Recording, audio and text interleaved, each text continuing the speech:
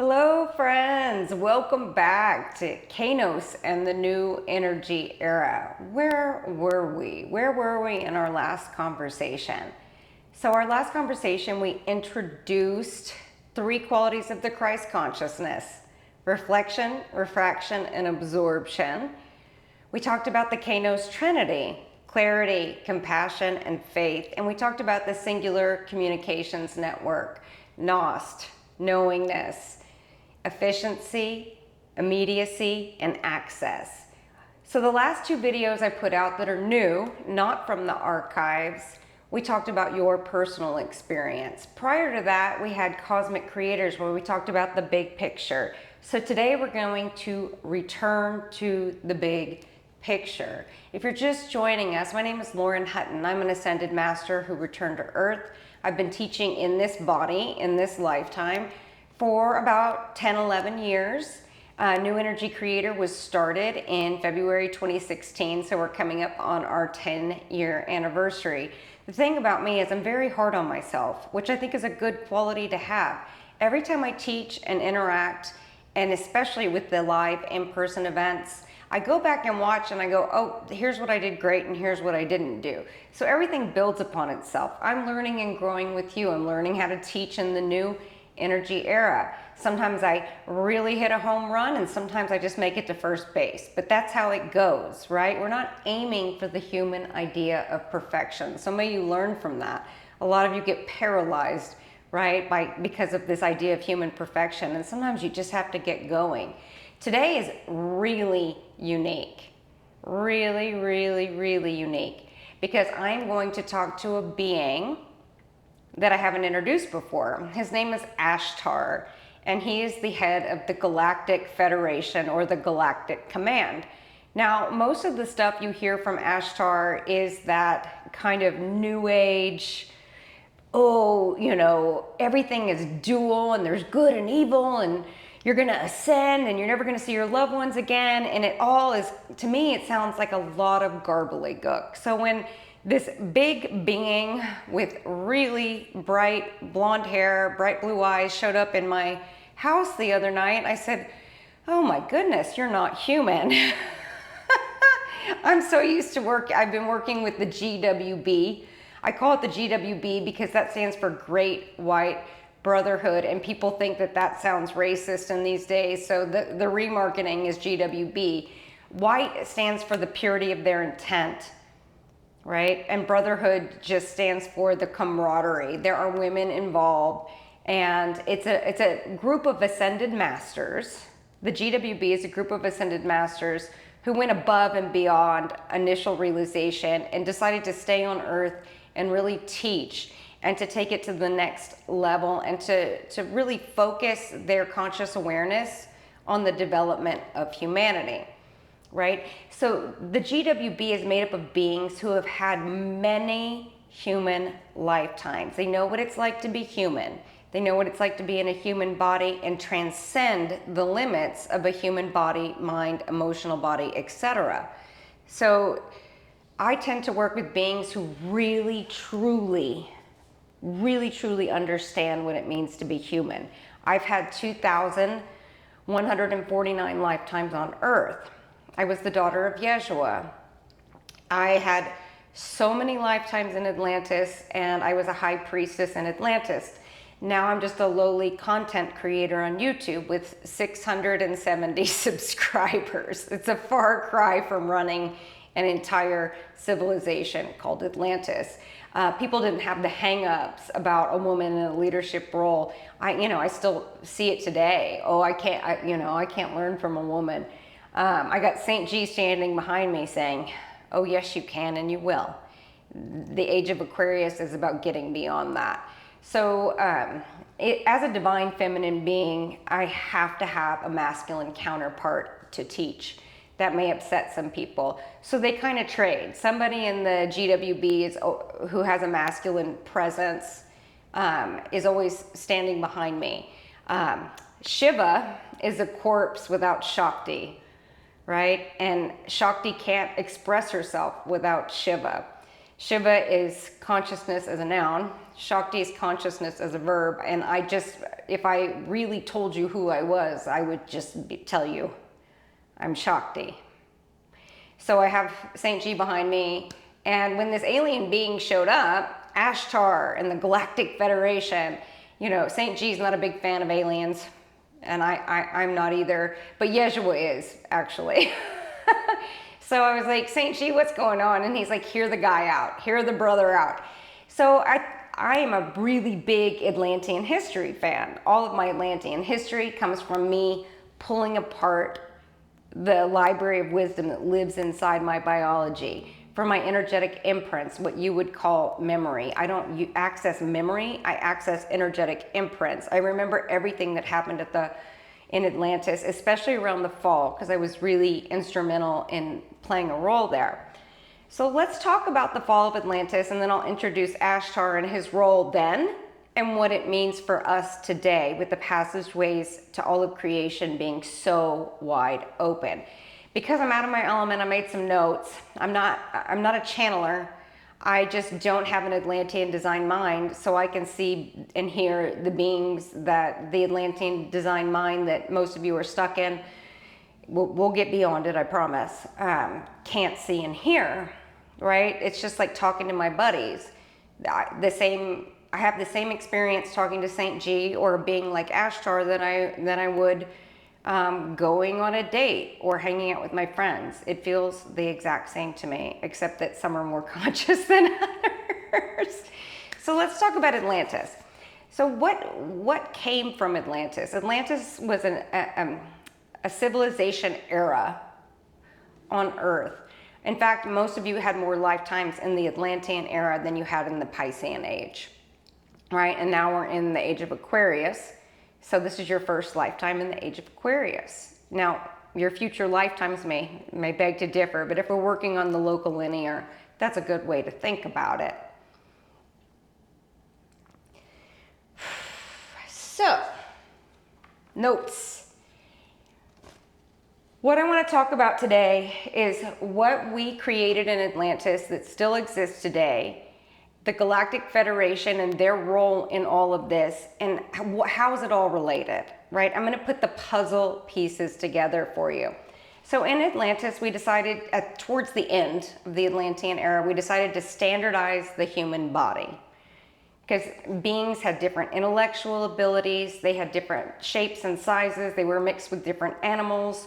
There were a lot of different species, so it was a coming together of creating a level playing field for us all to experience consciousness. Through these experiments, some things we created were great and some things we weren't so great. So the things we got from the Atlantean era are this biological body. This biological body, and I happen to have a nice one. I like this one. We created this standardized biological form with there's variations. Obviously, some people look different, some are taller, some are smaller, but generally a uniform expression of the biology was created in Atlantis. The mind that is local linear and the identity were also created in Atlantis. Mass consciousness was created in Atlantis. The idea that you are an individual being who has to negotiate with an external reality is an Atlantean construct that has had the longest hangover of almost anything.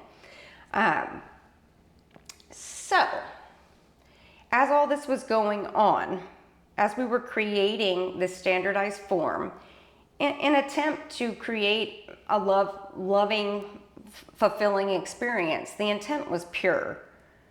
The intent was pure, and we were looking for an energy source to stop the impasse in the energy wars in all of creation. But things got really mixed up and messed up, no doubt. Mixed up and messed up. So through this Atlantean headband that was something you placed on the head, and there were a lot of different trinkets and implants and whatever else, we were just trying to create an experience where you had the experience of being an individual in an external reality, but then when you took the headband off, you were able to go back into your full consciousness. So what happened was, once the headband went on, it didn't come back off. And so many people became stuck in this expression and this experience. Babaji told me that on the far edges of Earth, right, even in the Himalayan snows, babies were being born with the Atlantean design mind, having never put on the headband. There we have mass consciousness, the gravity that is created by mass consciousness. So as this was happening, the passageways to all of creation were open. There wasn't the reincarnation cycle. There weren't near-earth realms. You were able to move freely throughout the cosmos, right? And you didn't come to Earth and get stuck in a reincarnation cycle. How that reincarnation cycle happened was alien beings with really bad intentions. You might call them Dracos or reptilians. They came and used our own technology created in Atlantis against us in order to take over Earth and control it, right? They, instead of trying to find a solution to the energetic impasse in all of creation, these beings wanted to steal, right, from our beloved planet Earth that we created and realized, oh my God, we can actually experience this thing called love on this planet. Earth is the right place for love. I do not know where it is likely to go better. So what happened was these alien beings came and started wars with us and used our own technology against us. And those who were involved in the experiments of creating the standard biological body, often called Shambhala in the temples of Tian, there were a variety of other spiritual factions and families. They were all kind of arguing with each other all the time. Sound familiar? Just go on your Facebook page. So while all this was happening, I was a high priestess in Atlantis. Moria was a high priest. We've had many, many, many, many lifetimes together.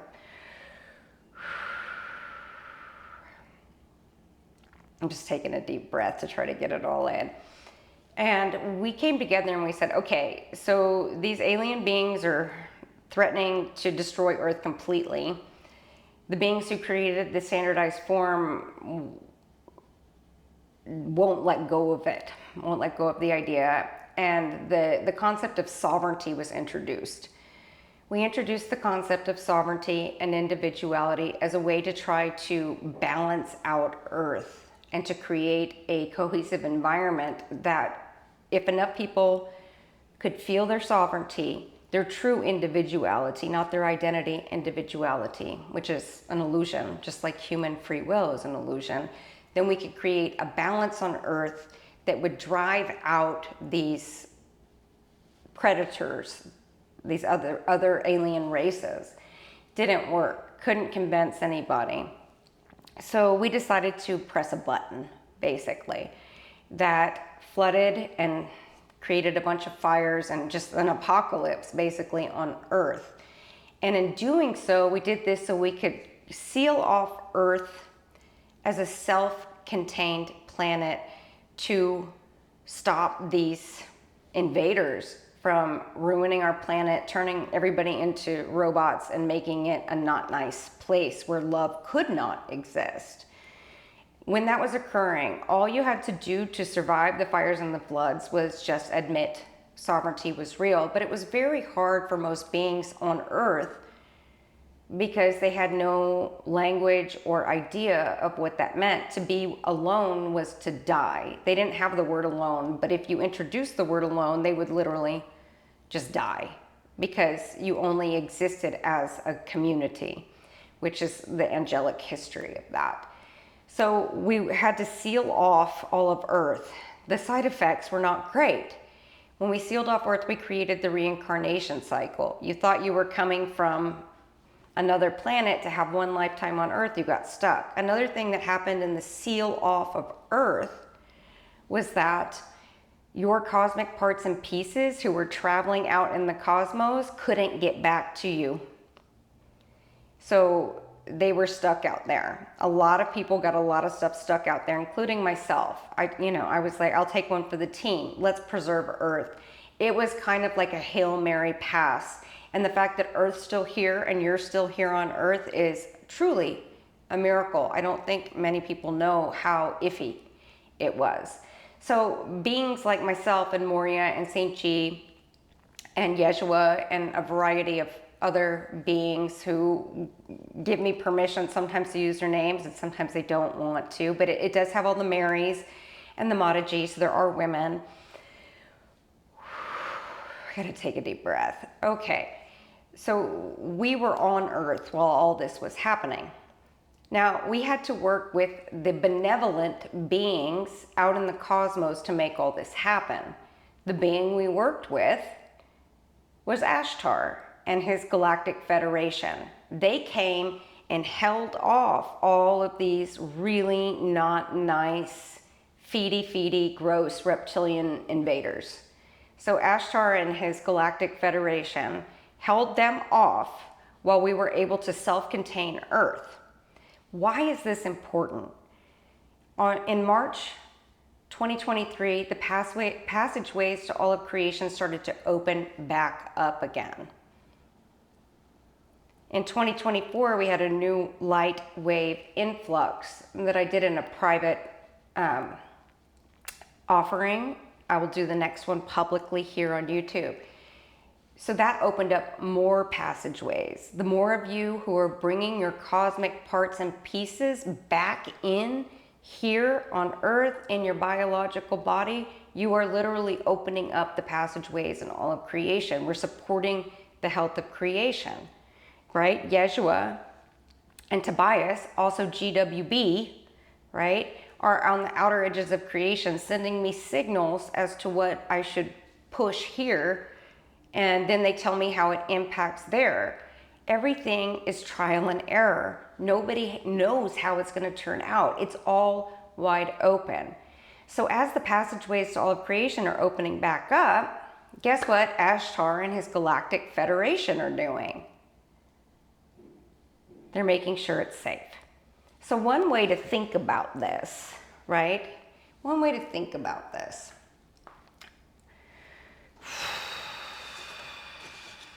Right, is the GWB, the Brotherhood, is an inner circle of conscious teachers.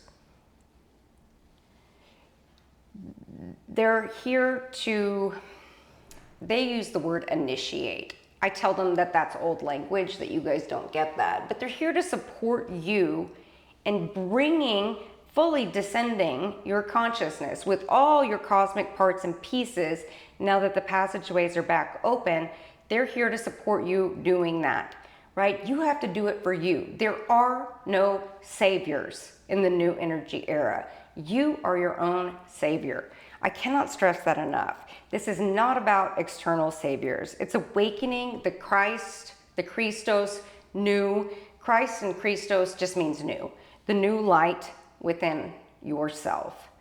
So the Galactic Command, or the Galactic Federation, Ashtar, his job is to protect and coordinate with other star beings to ensure the environment is safe for you to do so, right? So he's holding the balance out there. His job is, he said his job is to, what did he say? Shield and stabilize. As these passageways open up, Ashtar is here in the outer reaches, and well, he has contacts in every single part of creation to shield and stabilize, to protect so the consciousness on Earth can bloom. Why do we want to bring the Christ consciousness to Earth? Isn't it about to just go into a technological metaverse? Yeah, we have a little window. We bring the Christ consciousness to Earth, right, in the next 10 years, then it's going to be able to go to other places in creation. This is my last classic Earth lifetime. Yeah, right? But all these new Earths are being created, and we want to bring the Christ consciousness to those, right? But it needs to bounce. It needs to come from new Earth first, and from classic Earth first, and bounce to these new Earths that are being created. So when Ashtar showed up, I was like, every time I went and listened to a couple of channels that people do with him, and I was like, I can't stand the duality of the channels. I can't stand channelers who do not live their truth. I can't stand the, oh, this is evil and bad and wrong, and like the whole duality, we're at a war, or you're gonna ascend and you won't see your family anymore type stuff, like conspiracy theorists. I was like, dude, Ashtar, you look cool, you look like a bloody rock star in my house, but what's up with your people? And he explained to me, really interesting, that most of the people that are attracted to that have only had 10 or less lifetimes on Earth. They're actually cosmic beings, and they have no clue how to be human. Oh, right? Most of you listening to this have had thousands and thousands of lifetimes, and you know how to be human. So he says they use those channels and this ascension thing where it's like, you guys know what it sounds like, these channelers, they say, oh, this one's gonna be big, it's this portal or that portal, and there's always some 999 or 888 or 444. They don't know, they didn't come from a place where there's sovereignty. They don't know that they can develop and cultivate their inner world, where they're not impacted by every little movement in creation. And honestly, it just gives them some sort of soothing, because it's so, they just want off Earth. But they don't realize that to get off Earth, you have to embrace fully being a human. You have to create enough space in your body of consciousness for your humanity and your divinity to coexist. But at 9, 10 lifetimes, they don't have a clue, right? So of course they're just like clinging to, oh, this portal's really it. What they're trying to do is get home, he said. And I said, so why do you keep doing it? And he said, believe it or not, all of these beings who are addicted to the next ascension portal and, conspiracy theories, they're actually, when they connect to their cosmic nature, underneath all the noise and the stories and everything else, they're connecting the parts and pieces of themselves and the cosmos that actually balance this out. So it kind of gave me a new perspective on a lot of that. We are the Galactic Federation. You are about to move into a new dimension. For beings like us who've had so many lifetimes on Earth, we're like, yeah, okay, right, I'm gonna go walk my dog and have a beer. We know how to be human. So as I was talking to Ashtar, I was like, there's a real potential in the new energy era, in the Age of Aquarius, for beings like us and beings who are in the never-ending ascension story loop to connect in some way. So I thought that was really interesting. But I think above all, Ashtar just wanted to remind you, right, of where we all came from, right? These passageways used to be open, and then they were closed for a very, very, very, very, very long time. And now they're opening back up, and that has huge implications. It's freeing up the near-earth realms, right? So when souls died, they would go to the near-earth realms, the astral realms, the causal realms, advanced beings, and then eventually be able to piece on out of the reincarnation cycle entirely, and then choose where they want to go, oftentimes to go meet those cosmic parts and pieces that were trapped on the other side, like Tobias. But as these passageways open up and these new Earths are created, those, instead of Earth being a self-contained place, say they will be moved to a new Earth. Say you have struggled with addiction in this life, and you've just had the repeating cycle of addiction over and over again. I've worked with a lot of souls in addiction, drug addiction specifically. I even went on in, right? Yeshua went to hell to preach. I went on in, I used to be an intravenous drug user, and I went infiltrated into those communities of intravenous drug users and actually partook in it, and then quit to show people how to get out of it, to show souls how to get out of it. Do I recommend that? No, I'm a master, right? Don't do that for fun. It was interesting and difficult. I also really enjoyed getting high, so now I don't need it anymore. I get high off samadhi. right? But that's an example. So there will be a new earth that's just for addiction recovery. So they can recover from this addiction, stop repeating the cycle, and actually have a decent lifetime somewhere, anywhere, right? People who take SSRIs and antidepressants, really not a fan. Those things are really disgusting. Really take the Atlantean design mind and make it double down in duality. Once they die, the physical body dies and the soul ascends and moves on, they don't have those drugs anymore, but you still have your mind after your body goes. So basically it's like a mental institution, new earth, for people who are getting over that. So all these new earths are popping up in service to humanity instead of it being the reincarnation cycle and the self-contained thing. So that's really where I focus my attention, and the GWB focuses their attention. And Yeshua was the one who sent Ashtar to me, and he just wanted to give us a elbow, a wink, a nod, saying, I'm doing the other part. We're doing the other part. We see what you're doing here on Earth, and we're going to make sure these passageways can stay open. As soon as there's the nasty parts of creation and the beings who just can't get over energy stealing, and the angelic families who still want to fight with one another, Ashtar and his Galactic Federation are keeping them at bay so we can get these passageways open and anchor the Christ consciousness on Earth. The second coming of Christ is you. You are the second coming of Christ. There's no savior coming. Yogananda wrote a beautiful series of books, very thick but very wonderful books called The Second Coming of Christ. And he's so adamant, and I'm so adamant, that you are the second coming of Christ. Who, me? Yes, you. Couldn't be. Then who? So that's a little bit of the Atlantean history. The reason I tell you the Atlantean history is so you can understand what's happening in creation, but also so you can understand what's happening in your body. It's been very little evolution from the creation of this standardized form. This body is man-made. Atlanteans made it. You are an Atlantean. You made it. If you created it, you can uncreate it. Let me give a quick example. I was a geneticist in Atlantis, and I basically had, in one of my lifetimes, I basically had a gun held to my head that I had to program hierarchy in the DNA of the standard biological form. So the person would submit to authority all the time. I did not want to do that. I was forced to do that. I tried to speak up, but it wouldn't work. So I was basically held at gunpoint to program hierarchy into the DNA of humans. But I left an out, right? Where you could just twist it another way.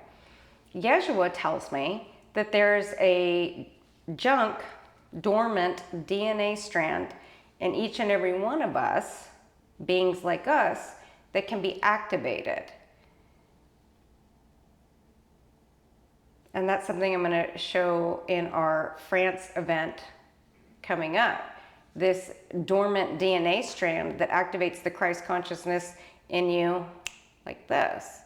Not available until now. Not available till the new light came to Earth. Not available until the passageways to all of creation opened up. Programmed by a lowly geneticist in Atlantis who was going, I can see the future. I know what's going to happen. I'm going to put this in. Tobias talked about this ability with Nost, knowing this. There's a program in the biology of humans, standardized human form, that says anytime you get close to Nost or knowingness, it's a program no, right? Everything in your body starts telling you no. And you have to go beyond the no in Nost. You have to go beyond that program that was programmed into this standardized form to have access to Nost or knowingness. This is why we do in-person events. I can only get so much to you in the technology, right? But if we sit down at a round table where I'm not, in charge telling you what to do, I can walk you through each and every one of these biological adaptations you can make just through the light of awareness. We're not doing, funky things. We're not playing in drum circles. We're not taking any drugs. Please, God, no, right? what we're really doing is bringing the light of awareness to, in a grounded way, to this standardized biological form and reprogramming it only by looking at it. There's no fancy tricks, there's no drug, there's no plant medicine, there's no channeling. It's like, let's sit down at a table and talk about this. Let's look each other in the eye. Yeshua used to say, when two or more beings gather in my name, magic happens, right? If we all sit down at the table, you are an ancient being. You wouldn't be here. You've had a million lifetimes. You know that you know. These are little tiny tweaks. And while we're doing all this work, Mr. Ashtar, who's never been a human, I'm giving him shit, who's never been a human, thank God, because he has a different job, is making sure that the passageways to all of creation can stay open and fluid while we do all of this. This has huge implications. I mean, I'm going to be honest with you guys. To me, classic Earth is kind of a waste. This whole metaverse thing is not something I'm going to play in. Moria went in and created a lifetime with total digital representation, TDR. He had no biological body. And you know what he told me about that experience? He's came and gone. He incarnated in linear year 2052. And he stayed there about 4 linear years and then pieced out.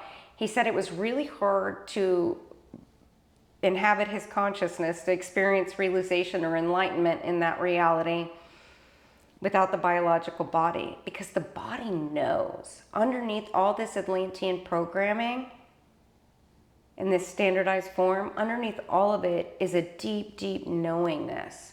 When the mind is crazy, body knows. I know that you've had that experience when you're not going down the right path. Body knows. When you are going down the right path, body knows. Like, for example, in my body, I feel when I'm expressing in an aligned, true way, I feel that as sexual energy in my body. I don't feel sexual energy towards a human being, but I am a very sexual being. I feel it very deeply. It is a creative force.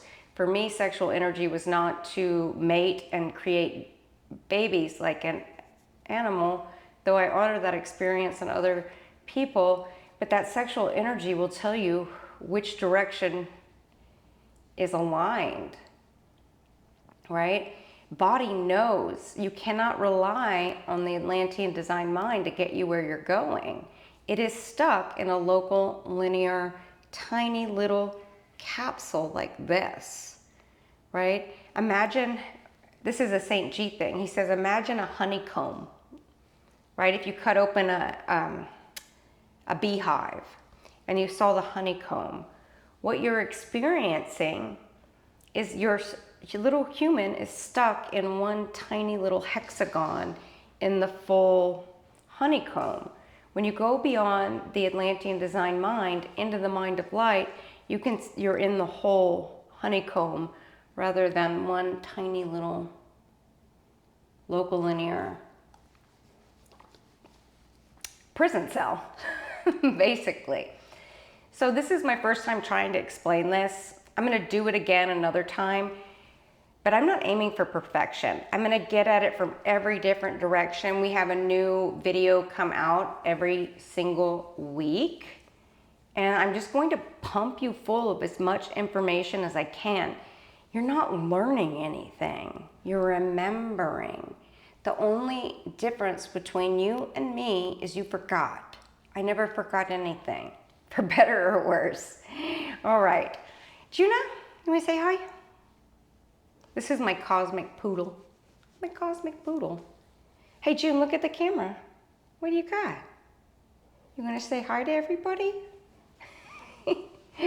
All right, my name is Lauren Hutton. I'm an Ascended Master who returned to Earth for the Age of Aquarius. Maybe you did too.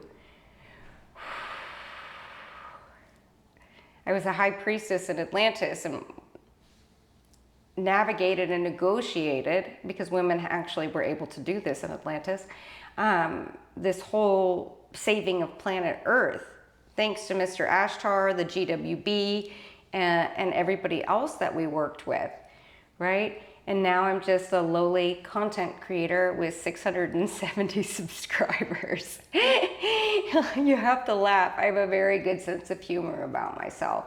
Something to know, I could be retired. I could take my retirement, today, but I didn't come here to sit around and lay on a beach. I came here to do what I'm doing now. Ways you can support us are by subscribing to our channel, writing a comment in the section so we can tell the algorithm who we are so the right people find us. It's not to be a big, fancy person. And you can come to one of our events. We also have a donation page on the website, newenergyera.com. You can do a recurring monthly donation or a one-time donation. We really appreciate it. Get on our newsletter list. We send out some private stuff that I just don't feel comfortable putting on the public YouTube page. So there's little features every month that are just for the newsletter subscribers. And if you go on to the newenergyera.com, you can sign up for our newsletter and maybe donate and sign up for events, because all the event signups and our events calendar on there. It's really important to come to an in-person event if you really feel passionate about making these changes in your biology. And that's where I can really get in deep with you and answer questions and remind you of who you are. And putting our biological bodies together in the same room is life-changing.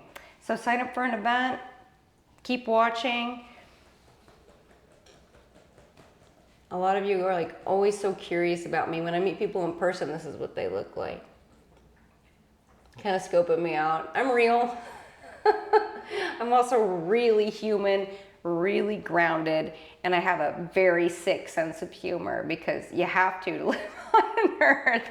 All right, I am that I am. Let's go with Lauren today. And I am love with you. If you have questions, answer them below. Ask them below, because I know I didn't hit all the points that I need to, but we got to start from somewhere. All right. Have a wonderful day. Happy Sunday. Where do you want to go today? We going to go somewhere? All right.